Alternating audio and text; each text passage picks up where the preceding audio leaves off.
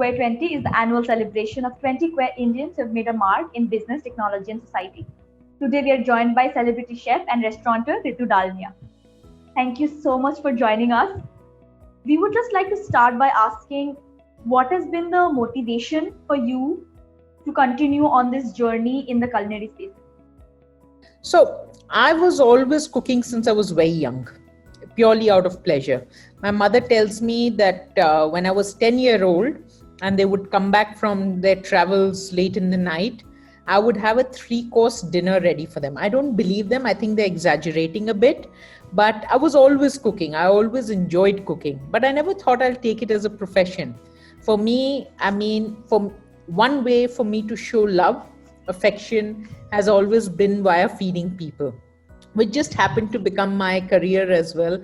And that's one of the reasons why I love my restaurants, because sometimes I almost feel guilty of charging people, because it almost feels that they're all friends who are coming home, who I'm feeding to them. The only difference is I get paid for it also. So it's just something which is part of my nature, which just happened to become my career as well. So you own restaurants. Correct. Has it been difficult being a female entrepreneur in a landscape like India? Restaurant is a very difficult business. It's a very rough business, and a female who's not only the owner, but also the chef, and who is also a lesbian. All three together is not really the best combination. But saying that, I've always been very lucky. You see, the difference is I was always fine. I wasn't working in a restaurant. I owned a restaurant. So the respect levels are completely different. Plus, I'm supposed to be an alpha female. So no one really dared to mess around with me. But I've also seen colleagues and other people who are female and chefs and who happen to be lesbians, and how difficult it is, because it's a very male dominated industry, not only in India, but worldwide. So it's not only a problem in India, but it's really a situation. Not even 5% in the world are women chefs. It's a really male dominated industry, but that landscape is changing slowly but steadily. But we see a change happening. But it'll be still a long way when men, women, or people of sexual orientation will be treated equally in this industry. It's a very difficult industry. Has your sexual orientation ever been, have people used it as a way to try and deter you from succeeding, or it has happened a couple of times, but I think I have matured over the years, and I have learned not to take it seriously. A couple of disgruntled employees, when they were asked to leave because of mismanagement, or would always end up saying, "You dyke, you lesbian," and you thinking that would be something that will hurt me. But as I said, I have grown over it. I have now finally found it used to hurt me before, but today it doesn't.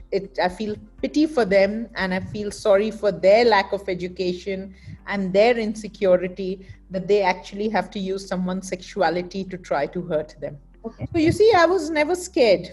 As I said, I came out very early in my life to my family and my friends, definitely never in public, not because I was scared of them, but because I'm a very private person, and I don't want my public life or who I sleep with to be a conversation, rather than what I cook be the conversation. And so for me, it wasn't difficult because I was very confident. And there was another thing which was in my favor. I was financially independent. When you're financially independent, then really no one can mess around with you. And I always say this, not only to women, but to everyone. You have to find a way to stand on your own feet, because if you don't, people who are most capable of hurting you will hurt you the first.